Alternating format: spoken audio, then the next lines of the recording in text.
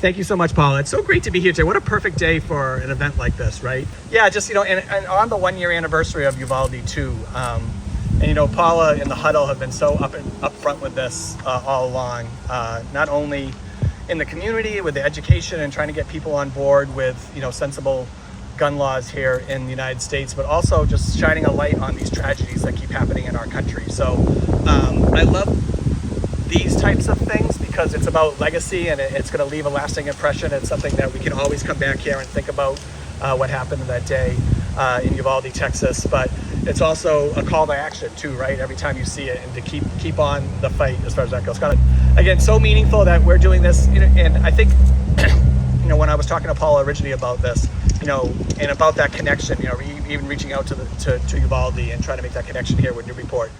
It's so meaningful for the communities that are going through this, right? Because one, they're going through it, and for them to not know they're alone and that they have support all over the country, I think is incredibly important. That there are people here that are thinking of them and mourning with them and wanting things to change. Just really want to thank the huddle for doing this. I think it's really important. I think Paula and her crew, they do so many great things all around the city. But as you know, it's up to us, each one of us, to advocate for our community and to keep it safe. And I think again, having a wonderful garden like this on our rail show that will be here for years and hopefully generations to come is going to be a great reminder to everybody for that. So thank you again for coming out today.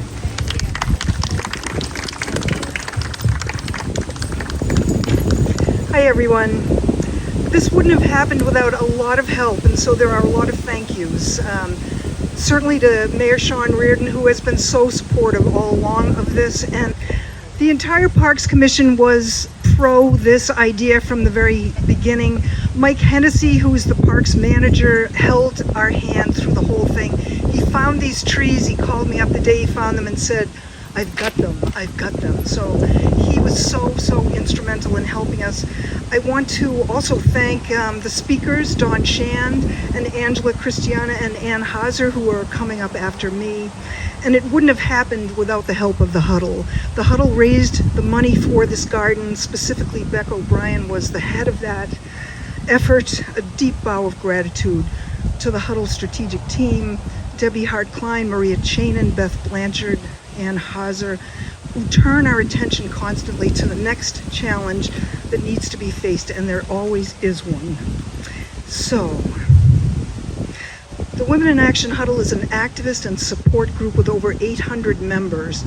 We're an activist group because we help our community turn towards the challenges of our day, both regionally, locally, and nationally, that need to be addressed.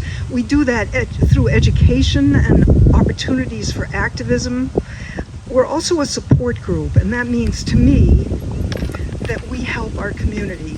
I consider us a community service organization.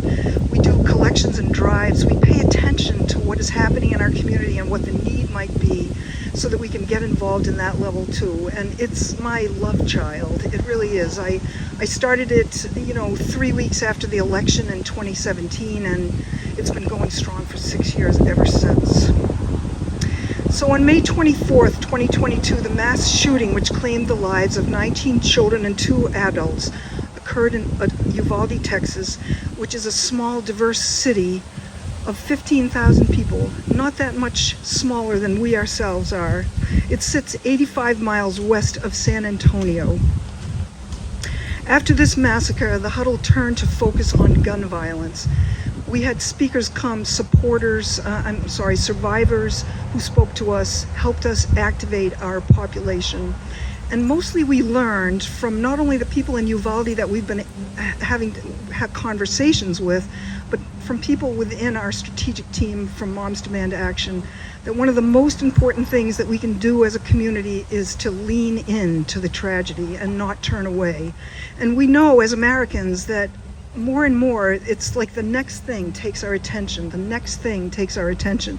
And while that's really important, it's also incredibly important to the people who are suffering, the cities like this, that they know that their loved ones who are lost to them are not forgotten by us.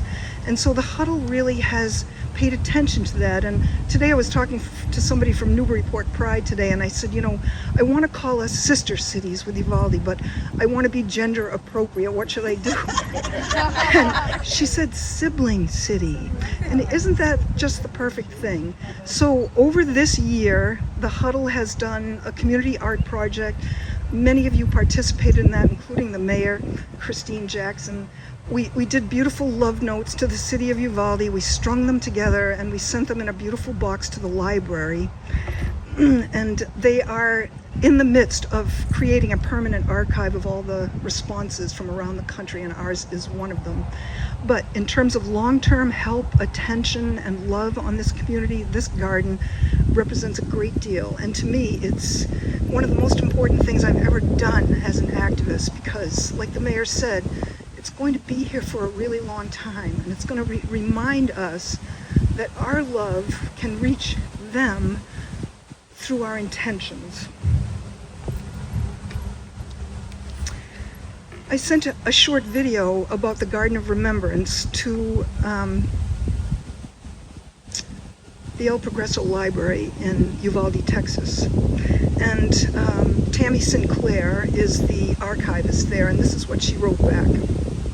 This brought tears to my eyes. What a beautiful honor and a lovely place to remember the innocent lives that were lost last May.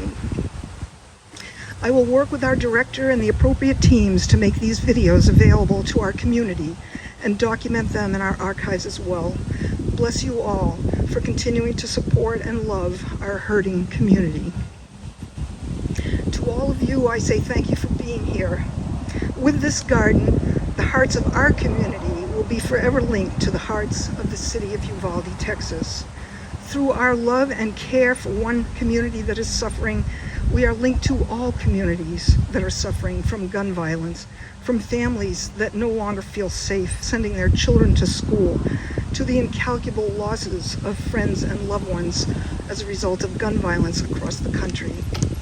It is through this beautiful garden's daily reminder we can begin to truly realize our oneness, our shared humanity, and our shared grief. If we allow our hearts to remain open, to become linked with hurting communities around the country, if we lean in together to the pain and therefore the realities, then true and lasting change can indeed happen. And when we lose hope or feel too tired for the fight, may we turn to the beautiful hurting community of Uvalde, Texas for the strength to carry on this fight in their name. The city of Uvalde and every single community affected by gun violence does not have a choice but to feel the devastation, the loss, and the fear. We do. Let us join together from our comfortable perch here in Newburyport to do the work, to walk the talk, to help. Uvalde, we vow not to forget you. We vow to lean in and not turn away from the fight to end gun violence. May this garden serve us all as a reminder of what we can do together. Join the huddle. Together we can. Thank you so much. Thank you.